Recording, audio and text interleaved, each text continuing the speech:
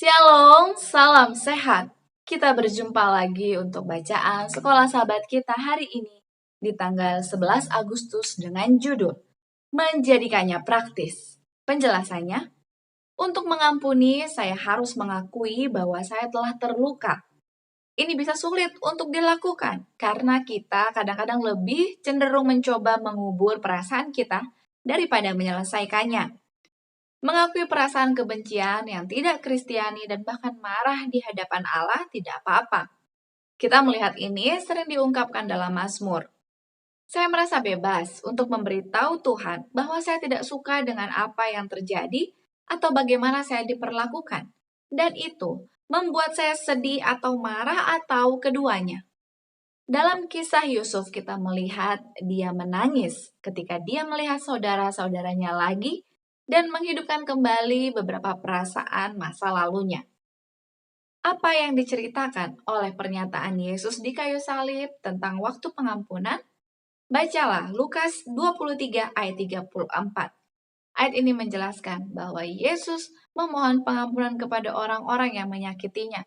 Yesus mengatakan bahwa mereka tidak mengetahui apa yang mereka perbuat. Di sini Yesus memberikan pengampunan tanpa syarat. Yesus tidak menunggu kita untuk meminta pengampunan terlebih dahulu. Kita tidak harus menunggu orang yang bersalah untuk meminta maaf. Kita bisa mengampuni orang lain tanpa mereka menerima pengampunan kita. Apa yang Lukas 6 ayat 28 dan Matius 5 ayat 44 ajarkan tentang bagaimana kita berhubungan dengan mereka yang menyakiti kita? Kedua ayat ini mengajak kita untuk dapat sanggup membuat pilihan, untuk dapat meminta berkat dan mengasihi musuh kita, serta berdoa bagi mereka. Pengampunan seperti halnya cinta, dimulai dengan pilihan bukan perasaan. Kita dapat membuat pilihan untuk mengampuni, bahkan jika emosi kita mungkin tidak setuju dengan keputusan ini. Allah tahu bahwa dengan kekuatan kita sendiri, pilihan ini tidak mungkin. Tetapi, segala sesuatu adalah mungkin bagi Allah seperti yang tertulis dalam Markus 10 ayat yang ke-27. Inilah mengapa kita disuruh berdoa bagi mereka yang telah menyakiti kita. Dalam beberapa kasus, orang ini mungkin sudah meninggal, tetapi kita masih bisa berdoa untuk kemampuan mengampuninya. Tidak ada keraguan, pengampunan tidak selalu mudah. Rasa sakit dan kerusakan yang terjadi pada kita bisa sangat menghancurkan, membuat kita terluka, lumpuh, hancur. Penyembuhan akan datang jika kita mengizinkannya. Tetapi berpegang pada kepahitan dan kemarahan serta kebencian akan membuat penyembuhan menjadi lebih sulit jika memungkinkan sama sekali.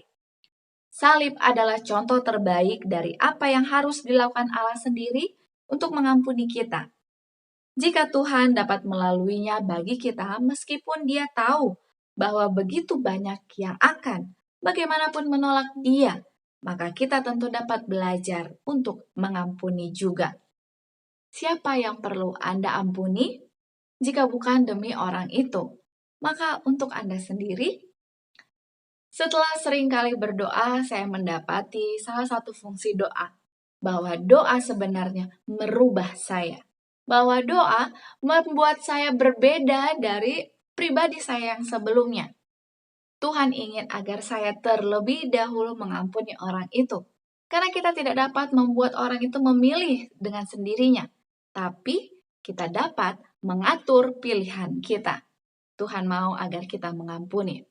Terlebih ada ayat firman Tuhan yang tertulis di dalam Roma 12 ayat 19, yaitu, saudara-saudaraku yang kekasih, janganlah kamu sendiri menuntut pembalasan, tetapi berilah tempat kepada murka Allah, sebab ada tertulis, pembalasan itu adalah hakku, akulah yang akan menuntut pembalasan, firman Tuhan. Jelas sekali kenapa Tuhan menyuruh kita untuk mengampuni seperti pelajaran kemarin, mengampuni lebih dari angka saja. Karena Petrus bertanya, Tuhan seberapa banyak kita harus mengampuni? Tuhan bilang 70 kali 7 kali. Artinya tidak terbatas, tidak usah dihitung-hitung. Karena kita memang harus bisa menjadi pribadi yang lebih baik.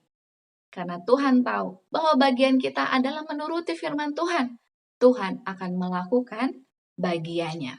Mari saya mengajak kita sama-sama untuk bersatu di dalam doa. Kita berdoa. Bapa kami yang baik, terima kasih banyak Bapa. Tuhan terus memperhatikan kami. Tuhan mau berkomunikasi kepada kami terlebih melalui firman Tuhan yang baru saja kami dengarkan. Tuhan telah menjadi contoh bagi kami. Tuhan mau agar kami memilih untuk mengampuni orang lain. Meskipun itu tidak mudah Tuhan, tapi biarlah dengan setiap orang-orang yang ada di sekitar kami, yang Tuhan izinkan untuk menyakiti kami, Tuhan mau semakin kami sering mengampuni, semakin kami mengerti pribadi Tuhan. Biarlah Bapa, dengan semuanya itu kami boleh keluar menjadi seorang pemenang dan siap untuk bertemu dengan Tuhan di dalam kerajaan surga. Inilah doa permohonan kami. Di dalam nama Yesus kami berdoa. Amin. Terima kasih banyak. Kita akan berjumpa kembali esok hari untuk kelanjutan bacaan sekolah sahabat kita. Sampai jumpa. Tuhan memberkati. Amin.